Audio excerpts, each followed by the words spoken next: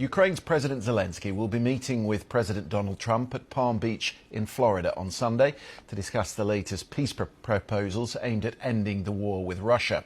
The European and NATO leaders have expressed their full support for Ukraine ahead of this crucial meeting, with the Ukrainian leader consulting with allies during a stop-off in Canada on his way to Florida. Vladimir Putin said Russia will achieve its goals by force if the Ukrainians refuse to relent. He said there are smart people, his words, in the West that have been encouraging Ukraine to negotiate an end to the war. But Kyiv had been reluctant, he said, to do so. President Zelensky says the relentless Russian attacks over the Christmas period prove the Kremlin is not really serious about peace.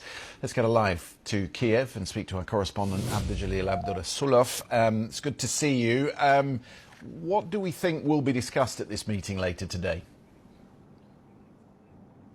Well, on a plane, President Zelensky outlined some of the issues that he's going to discuss during the meeting with President Trump. One of them is, of course, the issue of territory, which has proven to be one of the most contentious and difficult ones to agree. Russia wants Ukrainian troops to withdraw from Lugansk and Donetsk regions in the east, and Ukraine says that this is not acceptable for Kiev, and they want to keep their positions, the current positions, and the United States offered a compromise. They're saying that there will be a demilitarized zone, and Ukraine hinted that this could be accepted, but it has to be decided by the people of Ukraine via referendum. And President Zelensky says that other issues will be discussed as well, and one of them is the security guarantees from the U.S. Ukraine wants legally binding security guarantees from the U.S. to ensure that Russia will not continue its aggression in the future. And also, as part of this package of security guarantees, Ukraine wants not just security guarantees from the U.S., but also from European allies. And Ukraine wants to be a member of the European Union as part of this package as well.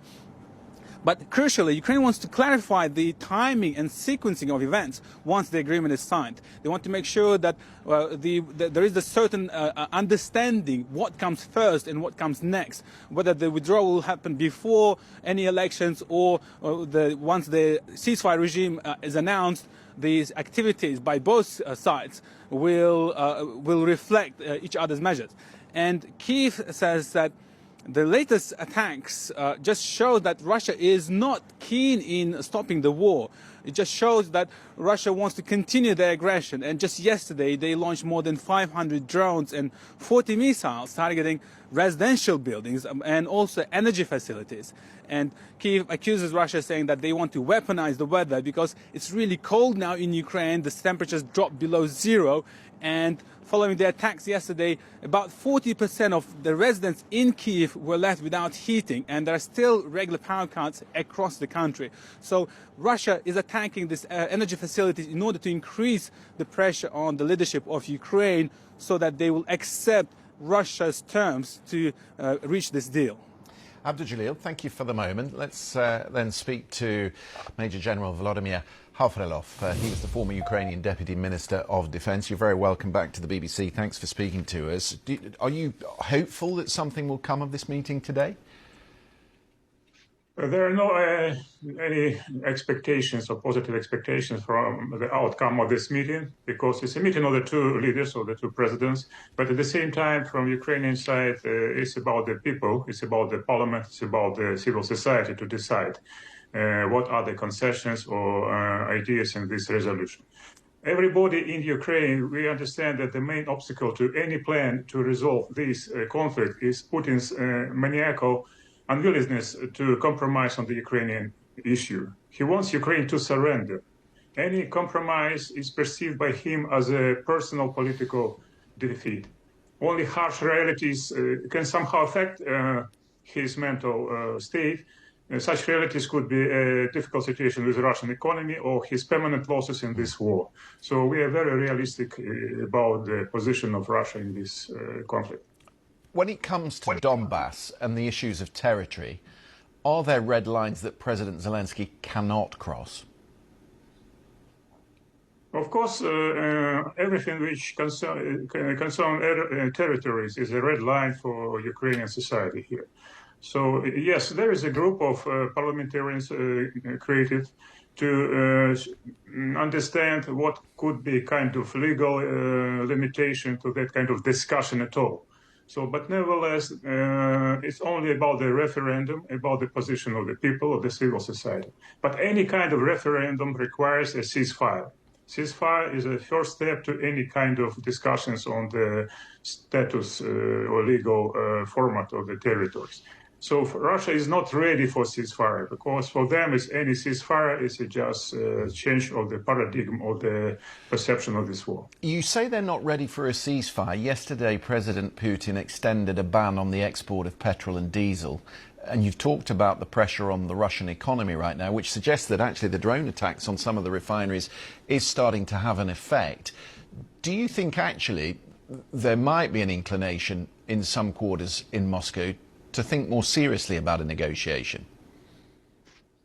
The key things which can influence the mental state in Moscow, first of all, once again, is permanent losses on the ground and understanding that there is no military solution in this war.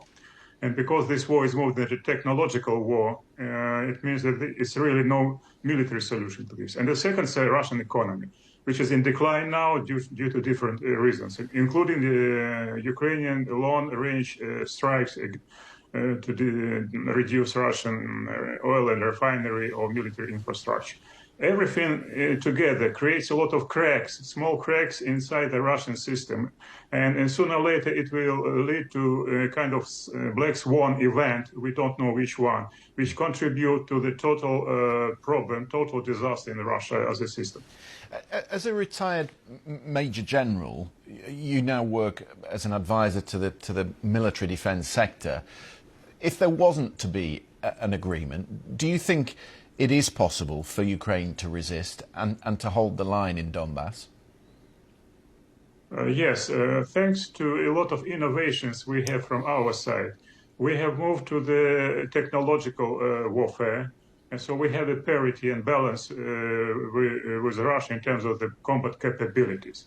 That's why we're confident that we can sustain this war, replacing people, replacing infantry with robotic systems, with unmanned systems on the ground. And we are supported by our partners with economy. Mm-hmm. So we have a guaranteed credit of payment for us for next 2 years from European Union. That's why we can sustain this technological war. Russia, they can't do it. Major General, thank you for being with us again on the programme.